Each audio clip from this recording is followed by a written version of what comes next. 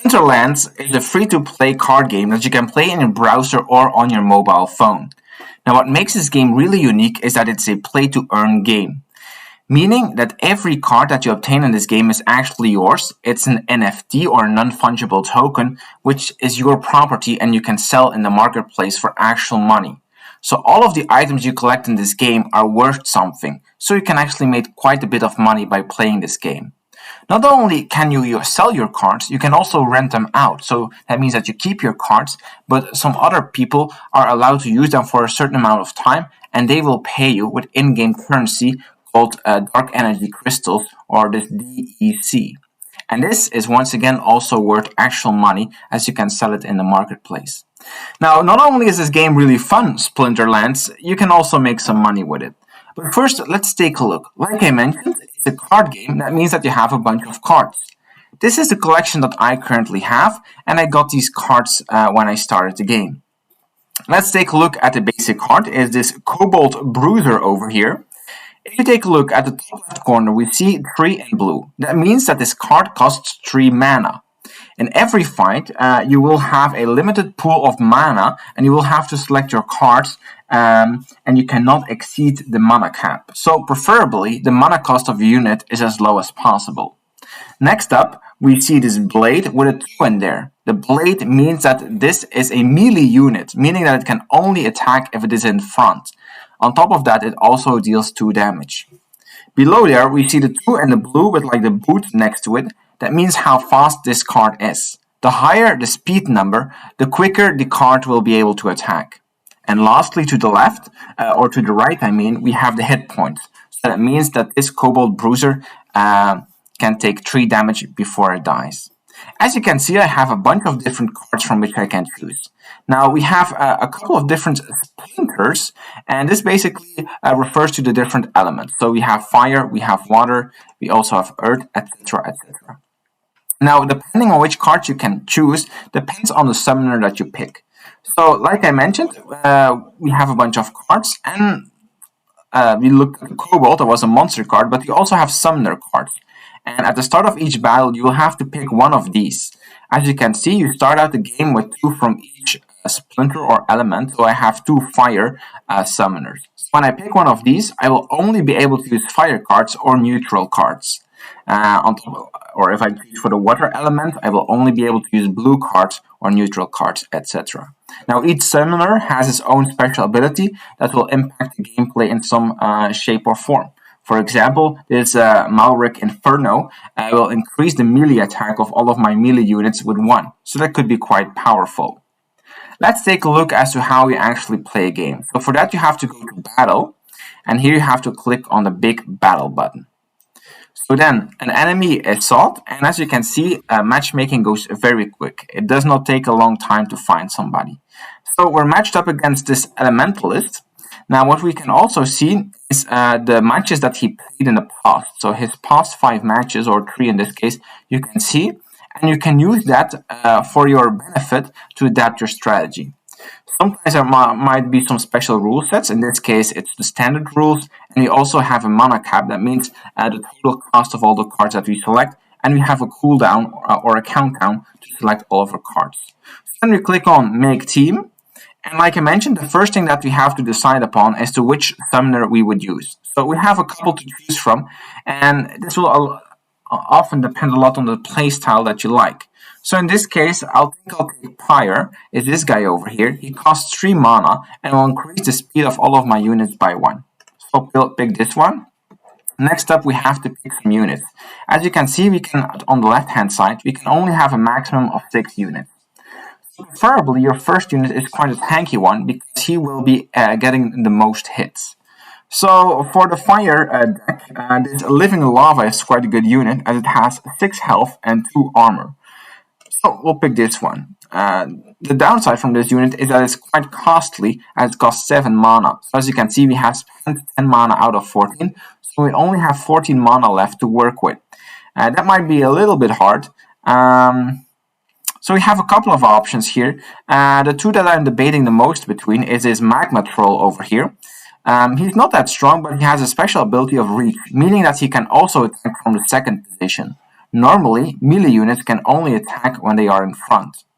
The other option that we have is a Serpentine Spy, which has the opportunity ability, meaning that he can attack from every position, and on top of that, he will also always target the weakest unit from the opponent.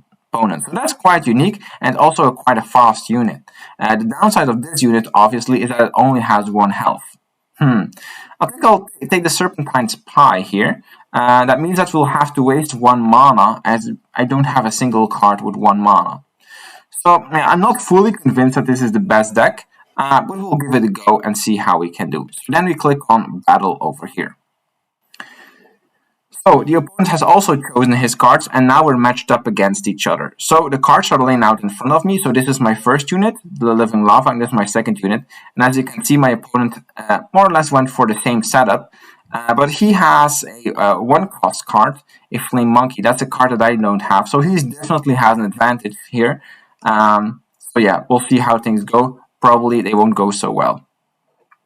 So you can immediately skip the results, or you can have like a bit of extra speed to have it go faster.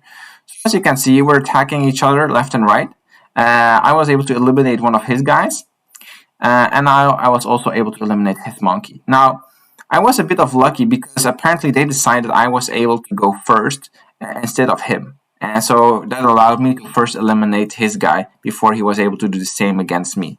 So now it kind of looks like I will be winning. Okay, so let's go fast forward mode here and see how we're doing. And as you can see, we actually won. Wow, that was a very close battle, and I didn't think we would win.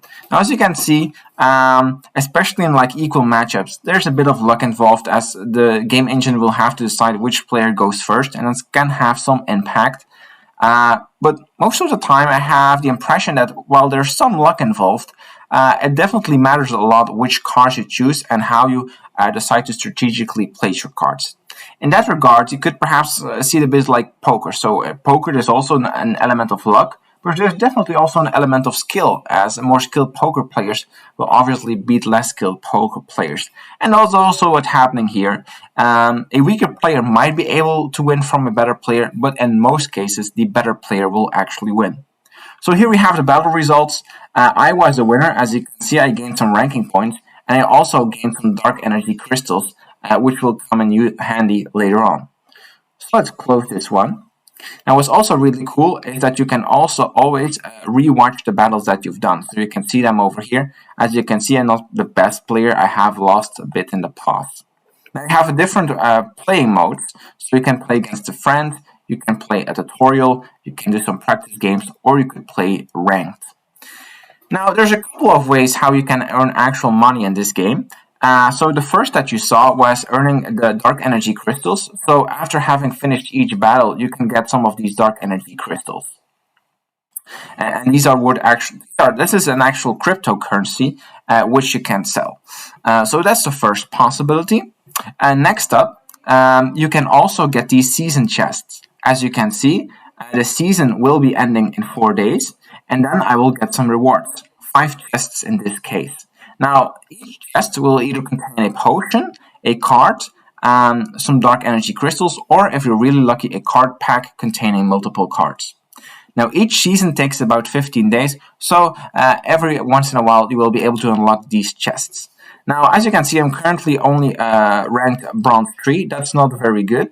So if you go to the details, you can see that I'm actually at the bottom. So there's a lot of room for improvement here. So you can climb these ranks. Now, how do you climb these ranks? Well, first of all, you need to have a certain rating. So this is the rating that you gain whenever you win games, but you can also lose it if you lose games. And on top of that, your deck also needs to have a certain amount of power. So if you satisfy both of these criteria, you will get placed into this league. And as you can see in Silver 3, you already get 12 loot chests. And there's quite a bit. So over here, you get 40 to 60 loot chests, and goes all the way up to the champion, where you get 150 loot chests every 15 days. So that's quite a good deal.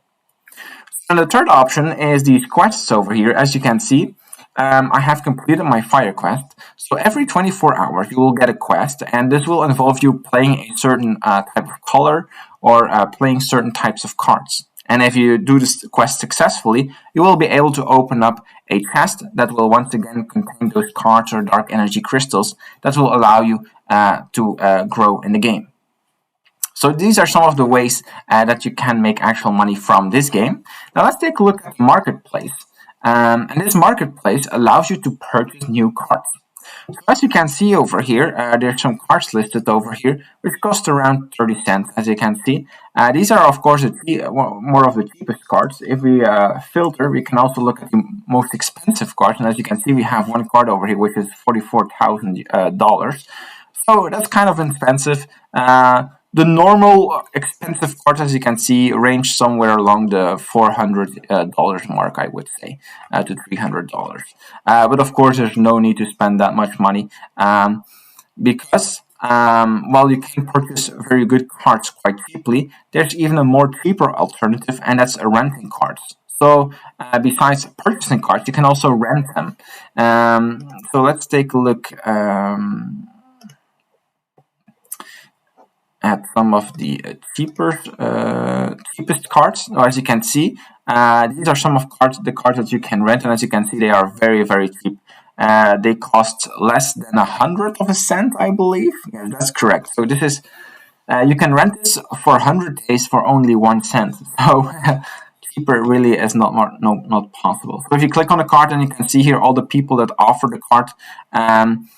Card can have different levels, make improving them. And then you can see their level and how much they cost. And then you can just pay with your in-game currency, the dark energy crystal, to obtain these cards. So yeah, at the same time, when you have a card, you can also offer it on the market for rent, and then other people can come in and rent your card from you, letting you earn passive income from the cards that you have. So that's quite an interesting feature. So we also have events. That's something that I haven't touched upon. Events are tournaments that are organized. Now there's always some kind of entry fee, as you can see, of a couple dark energy crystals. So you can see how many participants there are. For example, this one takes 39 dark energy crystals. And then you can see the prizes over here. So if you're actually the best, and currently there's only 14 players, so if you win this one, you get 1,000 dark energy crystals, which is quite a good deal. Actually, if you're in the top 16, you will gain some money with this. So this seems like a very interesting tournament in which I might actually participate myself. Although at the moment I do not have the fee that is required to play this one, so I'll have to save up a little bit more. But yeah, you have some details, and every tournament plays a little bit differently. And you can actually also create your own tournament, although that will cost a little bit. So as you can see, there's quite a number of interesting opportunities to play. There's actually like one tournament over here which costs only 1 dark energy crystal to join. So that seems like a great opportunity. Next up, one thing that we haven't covered are guilds. So you can come together with your friends in a guild, and then you can build buildings in your guild. You have a town hall, which can increase the total members in your guild. Then you have also a lodge, which will increase the bonus earnings and the shop discount that you get. And then there's also the arena, where you can have huge battles against each other. These are called brawls, although I have limited experiences with those. Now, in order to build these buildings, you'll have to come together as a guild and put dark energy crystals in the guild chest, from which this can be purchased. So yeah, as you can see, tons of possibilities here. There's also the possibility to buy some potions and some cards. Now, one thing that I haven't mentioned is that this game is totally free to play, although that will only allow you to play and not earn anything. If you want to have actually the ability to earn something, like I'm doing right now, then you will have to buy the spell book, and that will give you all of your starter cards and give you the ability to buy packs, to earn money, sell cards, rent cards. So that's really what you're looking for to do. This spellbook costs $10, and if you're playing somewhat actively, it's totally possible to recoup your investment of those $10 in about 2 to 4 weeks, I would say. That's totally realistic. Of course, if you're lucky with the card packs opens, you could even get your money back the first day, although I wouldn't necessarily count on that. In all cases, it's a very fun game, and you have to think it from this perspective. Normally, if you purchase a game, yeah, you're never gonna make your money back. So you pay for the experience of playing this game, and in this case, you can even get your money back if you play it 2 to 4 weeks. That's a great idea. Now, of course, you also have the possibility to put in more money to purchase more expensive cards and to climb the ranks quicker. Because one thing that I haven't touched upon is that when you gain these rankings or you gain in these leagues, the amount of dark energy crystals that you get per win increases a lot. I saw somebody who was in gold, I believe, and he got over 40 to 50 dark energy crystals per win. So there's definitely a lot of possibilities for this game to be great, and I highly suggest that you get in on it. It has not been and played that very long. I believe it was released in 2019, 2018, but it stayed kind of under the radar, and as of lately, it has gained some popularity. So speed is about to pick up and prices of cards might become more expensive. So in all cases, it's a great opportunity to jump in right now, as it's still very much affordable to play this game. A similar game exists, Axie Infinity, which is like crazy popular, but also very expensive to start. I believe it's like $1,200 to even get started. So in this case, that's not at all necessary. It's a fun game, and I highly recommend it. So if you want to play it as well, check out the link down below in the description. It will give you some bonuses when you get started. So I'll see you in Splinterlands, and who knows, perhaps you can even start a guild. Thanks for watching. Don't forget to subscribe and like the video. See you next time.